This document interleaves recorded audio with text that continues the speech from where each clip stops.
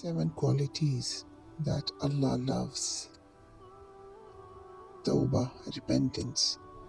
For Allah loves those who turn to Him constantly in repentance. Tahara, purification. Allah loves those who keep themselves pure and clean. Taqwa, piety. For Allah loves the righteous, the pious. Ihsan, goodness and perfection. For Allah loves those who do good. Tawakkul, trust in Allah. For Allah loves those who put their trust in Him. Adl, justice.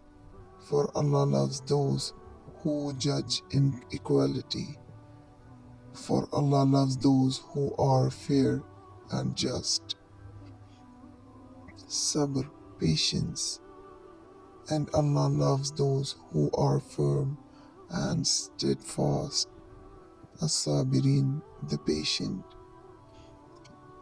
O Allah, I ask you for your love and the love of those who love you, and for the love of every action which will bring me closer to your love.